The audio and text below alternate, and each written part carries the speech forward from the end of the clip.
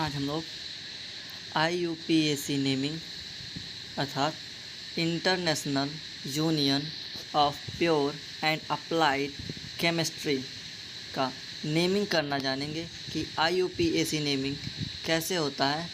इसके कुछ basic parts इस वीडियो में बताएंगे। आगे आने वाले वीडियो में आप लोगों को बताएंगे कैसे नेमिंग किया जाता है, साइड चेन क्या होता है, मेन चेन क्या होता है, फंक्शनल ग्रुप कैसे ऐड होते हैं, अगर डबल फंक्शनल ग्रुप एक ही चेन में आ जाए तब किसको माना जाएगा, कैसे लिखा जाएगा, इस सब को हम लोग अब आगे देखेंगे। तो इसमें पहला स्टेप आता है हमारा कि कार्बन की संख्या कितनी होती है। कार्बन की संख्या कितनी होती है, कार्बन की संख्या कितनी होती है। तो इसमें टोटल कार्बन की संख्या कितनी मानी जाती है। टोटल कार्बन की संख्या इसमें हम देख रहे हैं क्या होती है। एक कार्बन को हम लोग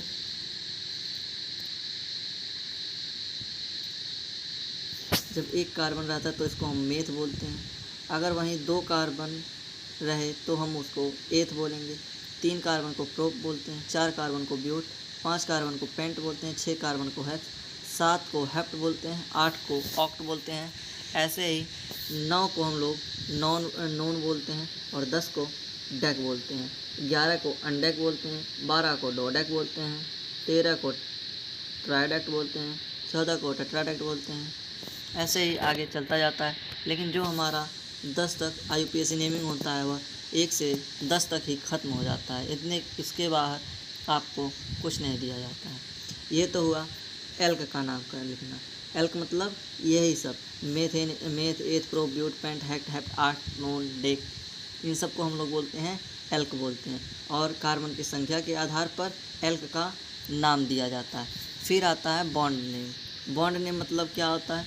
बॉन्ड नेम मतलब होता है कि कार्बन और कार्बन के बीच में कितने डंडे हैं, कार्बन और कार्बन के बीच में कितने डंडे हैं, इन्हीं को हम लोग बॉन्ड बोलते हैं।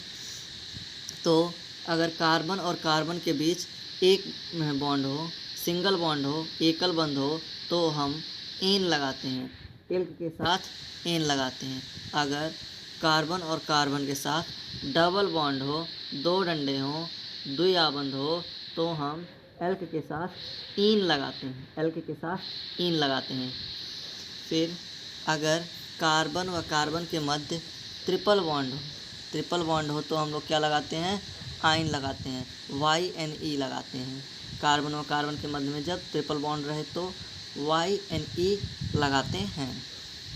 अब देखते हैं हमारा फंक्शनल ग्रुप अर्थात क्रियात्मक समूह क्या होता है। तो क्रियात्मक समूह को 3 भागों में बांटा जाता है। एक होता है ग्रुप, इनका समूह कैसा होता है, जो कार्बन के साथ जुड़ता है। ये जो ग्रुप है यह कार्बन के साथ एक बॉन्ड के साथ जुड़ जाता है, यह ग्रुप कहलाता है, समूह कहलाता है। और परफिक्स मतलब जो नेम के आगे लगाया जाएगा, जो पहले लगाया जाता है, जिसको अनुलग्न बोलते हैं, प्रत्यय बोलते हैं, वो हमारा परफिक्स यहाँ पे लिखा गया है। और फिर पूर्व लग्न, पश्च लग्न बोलते हैं, सफिक्स। इसके बाद सफिक्स आता है या पीछे लगता है। जब नेमिंग करते हैं तो पहले हम लोग एल्क का नाम लिखेंगे, फिर बॉन्ड का नाम लिखेंगे, फिर फंक्शनल ग्रुप का नाम लिखेंगे, ये वाला। जैसे COOH को ओइक एसिड बोलते हैं, CHO को AL लगाते हैं, CO को ओन लगाते हैं। ऐसे ही बहुत सारे होते हैं, इन सब को लिखा जाता है। COOH को हम लोग कार्बोक्सिक बोलते हैं, कार्बोक्सी बोलते हैं, जिसको ओइक एसिड कहते हैं। परफिक्स में कार्बोक्सी लगाते हैं और सफिक्स में ओइक एसिड लगाते हैं। और CHO एल्डिहाइड होता है, इसका परफिक्स फॉर्मिल या एल्डो लगाते हैं, फिर सफिक्स जो होता है जो बाद में लगाया जाता है वो AL होता है। इसके बाद CO अर्थात कीटो समूह रहता है, कीटो परफिक्स, इसको कीटोन बोलते हैं, ये कीटो रहता है, कीटो या ऑक्सो बोलते हैं। इसके पीछे हम लोग लगाते हैं ओन। फिर आता है हमारा OH यानी अल्कोहल समूह, अल्कोहली समूह, जिसको हम लोग हाइड्रोक्सी बोलते हैं, जिसको हम लोग क्या बोलते हैं, हाइड्रोक्सी बोलते हैं। इसको हम लोग OL से लिखते हैं। किससे लिखते हैं, OL से लिखते हैं। फिर आता है हमारा NH2, इसको इसका परफिक्स एमिनो होता है, इसका परफिक्स एमिनो होता है और सफिक्स एमाइन होता है। यानी कि पहले जब लिखना होगा तो एमिनो लिखेंगे, लेकिन जब बाद में लिखना होगा, किसी एल्क के बाद में लिखना होगा तो उसको एमीन लिखेंगे। फिर इधर कार्बन लगा रहेगा, इधर कार्बन लगा रहेगा, बीच में ऑक्सीजन रहेगा तो उसको हम लोग एल्कोक्सी बोलते हैं। जैसे मेथॉक्सी, एथॉक्सी, प्रोपॉक्सी, पेंटॉक्सी, हेक्सॉक्सी, ऑक्टॉक्सी, नोनॉक्सी, डेकॉक्सी, ऐसा बोलते हैं एल्कोक्सी की जगह पे। इनमें पीछे कुछ नहीं लगाया जाता है। ऐसा ही बिल्कुल हमारे हाइलोजन ग्रुप का होता है।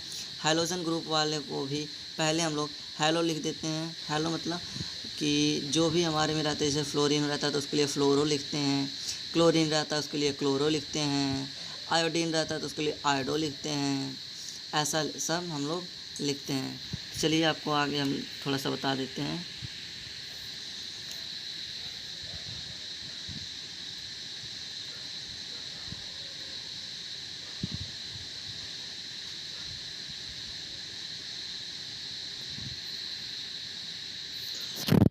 ये एक कार्बन, दो कार्बन, तीन कार्बन, चार कार्बन।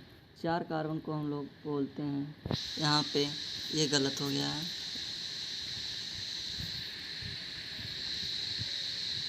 चार को हम लोग मेथेन नहीं बोलते हैं।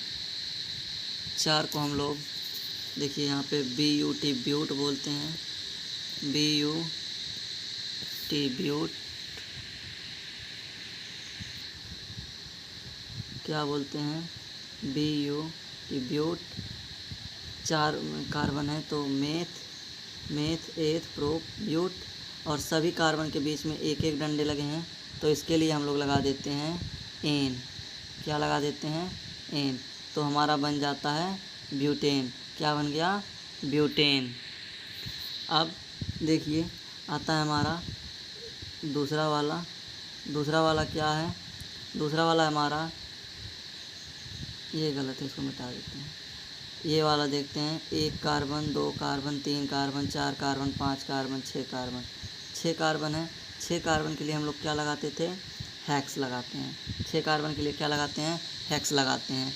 और सभी कार्बन के बगल, सभी कार्बन के मध्य में कौन सा बॉन्ड है, सिंगल बॉन्ड है, इसलिए ANE, एन लगाते हैं।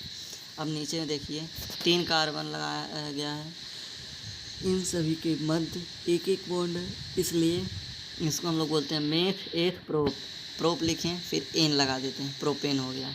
अब देखिए यहाँ पे कितना कार्बन है, एक कार्बन, दो, तीन, चार, पाँच, छः, सात, आठ, उसके बाद नीचे 9 है और बगल में एक 10 हो गया।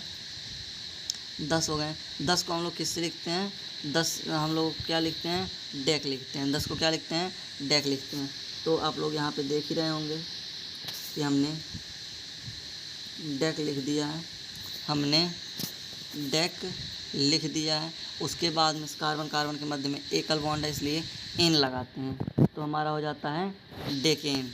तो आगे की वीडियो जल्दी प्रोवाइड कराएंगे, तब तक आप लोग बने रहिए और